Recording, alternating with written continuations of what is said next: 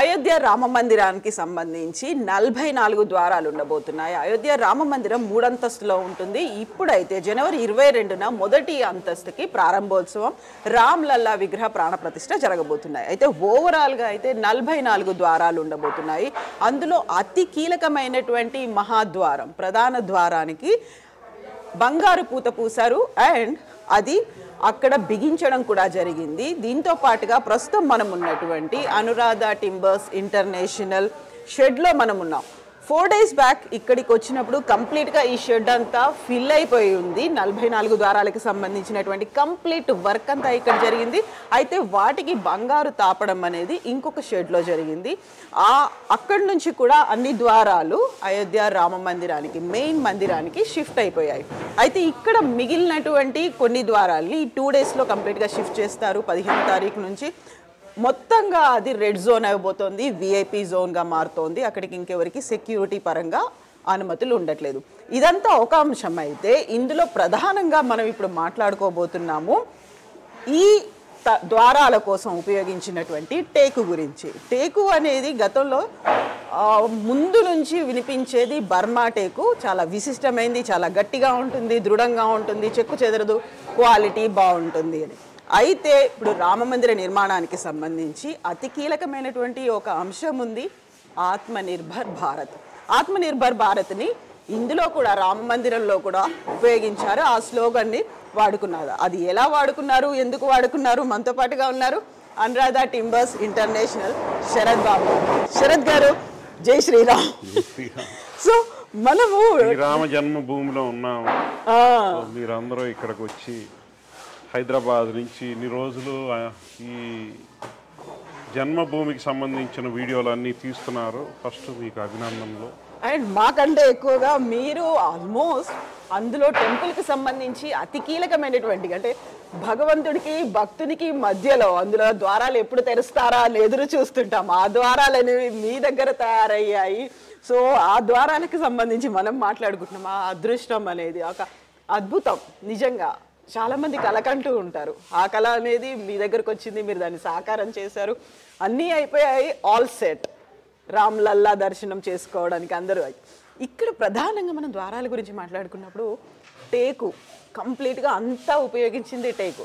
ఆ టేకులో కూడా ఓన్లీ మన భారతదేశంలో లభించినటువంటి టేకునే ఉపయోగించారు. ఆత్మనిర్భర్ భారత్ అనేది ఆ కాన్సెప్ట్ అనేది ఒక్కటే కాదండి. టేక్ జన్మభూమికి సంబంధించిన తలుపుల్లో డిస్కషన్ వచ్చినప్పుడు ఏ కలప వాడాలి అనేది వచ్చినప్పుడు బర్మా, బలార్షా ఇట్లా అవకాశాలు ఇండియాలో భారతదేశంలో ఉన్న వస్తువులే వాడాలనేది గుడికి సంబంధించి మొదటి నుంచి ఉన్న కండిషను. ఆ కండిషన్లో భాగంగా ఎవరు వర్కర్లు కూడా, ఇంజనీర్లు కానీ ఎవరు కూడా విదేశీయులను వాడటానికి వీల్లేదని కూడా చెప్పారు. అంతేకాకుండా నన్ను మా మిషనరీ కూడా ఈ వర్క్షాప్ సెటప్ చేసేటప్పుడు ఎటువంటి మిషనరీ వాడబోతున్నారు, ఏమన్నా విదేశీ మిషనరీ ఉందా అని కూడా అడిగారు. లేదండి, పూర్తి భారతీయ మిషనరీయే వాడతాము. మా దగ్గర హైదరాబాద్లో మా దగ్గర ఎన్నో ఫారెన్ మిషనరీ ఉన్నా కూడా నేను దీనికి సంబంధించి అన్ని ఇండియన్ మేడ్ తెప్పించి పెట్టాను.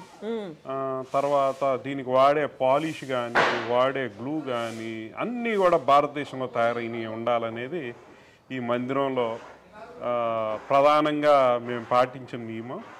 అది ఆత్మనిర్భర్ భారత్ అనే దానికి ఒక ప్రతీక. ఇంత మంచి ఆర్ట్ మన దేశంలో ఉంది, ఇటువంటివన్నీ కూడా మనం చెయ్యొచ్చు. ఎంతో పురాతనమైన పద్ధతుల్లో చేసాం.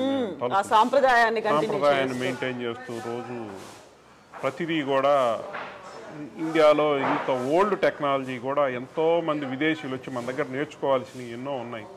నేను ఎన్నో ఫారిన్ కంట్రీస్కి ఎక్స్పోర్ట్ చేసిన అనుభవం ఉన్నా కూడా నేను ప్రతిదీ ఇక్కడ చేసిన ప్రతి అంశం కూడా పూర్తి భారతీయత ఉండేటట్టుగా మేము జాగ్రత్తలు తీసుకోవడం జరిగింది. ఇప్పుడు రామ మందిరానికి సంబంధించి చూసుకుంటే మన ఆధ్యాత్మికత, మన సెంటిమెంట్స్ అనేవి కనిపిస్తాయి అందులో. దీంతో పాటుగా మన సంస్కృతి సంప్రదాయాలు కనిపిస్తున్నాయి. అండ్ ట్రెడిషన్, నాగరాజ్ శైలిలో ఉన్నటువంటి నిర్మాణం అనేది ఈ ట్రెడిషన్ అని కనిపిస్తుంది. ఎట్ ద సేమ్ టైం ఇంతకు మించి స్వాభిమానం, ఆత్మనిర్భర్ భారత్ అంటే కనిపించేది ఏంటి? మన స్వాభిమానం. ఎస్, మన దగ్గర ప్రొడక్టివిటీ ఉంది, మనం దాన్ని ప్రాపర్గా యూటిలైజ్ చేసుకోవాలి. We're no less than anyone అనే ఒక కాన్సెప్ట్ ఉంది కదా. సో దాంతో మీరు ప్రొడ్యూస్ చేయడం అండ్ అక్కడ నుంచి హైదరాబాద్ నుంచి all the way from Hyderabad నుంచి ఇక్కడికి వచ్చి ఇక్కడ బిల్డ్ చేయడం, అది కూడా మీరు చెప్పినట్టుగా ఏ ఫారిన్ మెటీరియల్ యూస్ చేయలేదు. అందులో మనం ఈ డోర్లో కూడా చూసుకుంటే ఇక్కడ కింద ఉన్నటువంటి బ్రాస్ మెటల్ అండ్ మీరు అక్కడ పెట్టినటువంటి గోల్డ్, అంతకు మించి ఇంకేం లేదు, ఏ మెటల్ కూడా లేదు, అన్ని కూడా భారతీయమే. అండ్ గోల్డ్ ప్లేట్ చేసింది కూడా భారతదేశానికి చెందినటువంటి సంస్థే. Everything is made in India. ఇది నా ఒక్క అంశానికి సంబంధించింది కాదు. శ్రీరామ జన్మభూమి మందిరంలో అందరూ 198 మంది వెండర్లు ఉన్నారు, అందులో మనం అక్కడ. అంతమందిలో కూడా ఎవరు కూడా విదేశీ సామాన్ ఏది కూడా వాడటానికి లేదు, వాడకుండా వీలైనంత అవాయిడ్ చేశారు. సో ఇక్కడ మనం డోర్స్ గురించి మనం మాట్లాడుకుంటున్నప్పుడు ఐ కెన్ సీ దట్ ఒక కళ్ళల్లో మీకు ఆనందం కనిపిస్తుంది, ఒక సంతృప్తి. సో సేమ్ ఫీలింగ్ ఉందా మీకు కూడా? వస్తుంది కానీ ఇంకా దారిలో ఉంది. సంతృప్తి చెందాలంటే నేను ఇవి కూడా గర్భగుడి మందిరాల్లో బిగించేస్తే కానీ నాకున్న ఒత్తిడి తగ్గదు. So work in progress. అమ్మయ్యా అన్న ఫీల్ ఎప్పుడు వస్తుంది మీకు? తెలీదు, అప్పుడే కాదు, ఇంకా పని ఉంది. 2 అంతస్తులు అయిపోయింది. సో ఆల్మోస్ట్ ఇంకో 1-2 years ఉంటుంది కదా అది అవ్వడానికి. చెయ్యాలి కదా పని. గుడి నిర్మాణం పూర్తి చేసే ప్రోగ్రెస్ కొద్దీ మా పని కూడా పెరుగుతూ ఉంది. We have to complete it. So మనం ఇప్పుడు ఈ డోర్ని ఇలా వుడ్ రూపంలో మాత్రమే చూసాం. ద్వారం అయింది, కంప్లీట్గా చెక్కతో చేసి టేక్తో చేసింది నిన్న ఇన్స్టాల్ చేశారు రామ మందిరంలో, ఇంక్లూడింగ్ దట్ బంగారు తాపడం. ఎలా అనిపించింది చూసినప్పుడు? చేస్తున్నాం పని. మీరు నన్ను ప్రాణప్రతిష్ఠ అయినాక అడిగితే ఈ సమాధానం అప్పుడు చెప్పగలను. ప్రస్తుతానికి ఇంకా ఐఎమ్ చేంజింగ్ టైం. సో రెస్పాన్సిబుల్గా ఫీల్ అవుతున్నాను. ఎంత జాగ్రత్తగా పూర్తి చేయాల్సిన బాధ్యత మా మీద ఉంది కాబట్టి నా ఫీలింగ్ ఏంటంటే పని గుర్తొస్తుంది, పని చేయాల్సిన బాధ్యత ఉంది కాబట్టి అదే, that is my current feeling. So బంగారు తాపడం పెట్టిన తర్వాత ఆ డోర్ అక్కడ ఫిక్స్ చేసిన తర్వాత వచ్చినటువంటి రెస్పాన్స్, రియాక్షన్స్ ఎట్లా అనిపించినాయి? అంటే మిగతా వాటన్నిటికంటే ముందు అక్కడ కనిపించింది ద్వారాలు కనిపించాయి. పాపం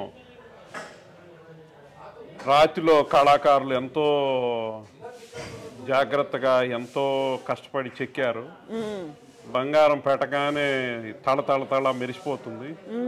సో ఇట్ ఈస్ ఫ్లాషీ, అద్భుతంగా ఉంది. సో మీరు అన్నట్టుగా మొత్తం నో అదర్ ఫారిన్ మెటీరియల్ ఏది యూజ్ చేయకుండా మన దగ్గర నుంచి తయారైంది. ఇవన్నీ చూసిన తర్వాత ఓవరాల్గా వచ్చే మీ మొత్తం ప్రారంభోత్సవం తర్వాతే తెలుస్తుంది అన్నప్పుడు yes I can imagine that ఎలా ఉండబోతుంది అనేది. అండ్ ఓవరాల్గా ఫస్ట్ ఫ్లోరే కాదు, మిగతా రిమైనింగ్ 2 floors కూడా అయిన తర్వాతే that gives the entire complete look. Correct. మీరు నన్ను నా దగ్గర నుంచి సంతృప్తి చెందావా అనే క్వశ్చన్కి ఆన్సర్ కావాలని మీరు అడుగుతున్నారు కానీ not yet. I'm on the way. ఇంకా 2 more years to go. ఇంకా పూర్తి చేయాల్సిన బాధ్యత నా మీద ఉంది కాబట్టి నా సమాధానం work is in progress, I have to complete it.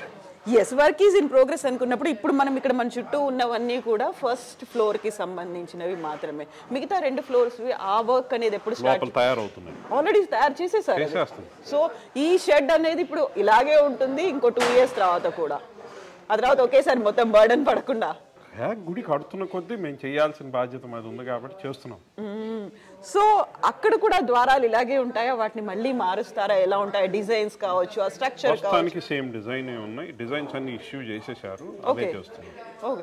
అయితే ఫస్ట్ ఫ్లోర్కి, సెకండ్ అండ్ థర్డ్ ఫ్లోర్కి ఎంటైర్లీ డిఫరెన్స్ అనేది కనిపిస్తుంది. సేమ్ ప్యాటర్న్లో ఇలాంటివి ఉండవు, ఇంకా చేంజ్ అవుతుంది, కొంచెం మార్పులు వస్తాయి, మార్పులు చేర్పులు ఉంటాయి. And thank you so much ఇంత మంచి ద్వారాల్ని మా రామ్ లల్లా కోసం, మన రామ్ లల్లా కోసం అందజేసినందుకు. Thank you so much Sharath గారు. And we need to talk more. మీరు అన్నట్టుగా ఇంకా చాలా టైం ఉంది కాబట్టి డెవలప్మెంట్స్ గురించి అన్నిటి గురించి మనం మాట్లాడుకోవాల్సిన అవసరం ఉంది. థ్యాంక్ యూ సో మచ్ అండి.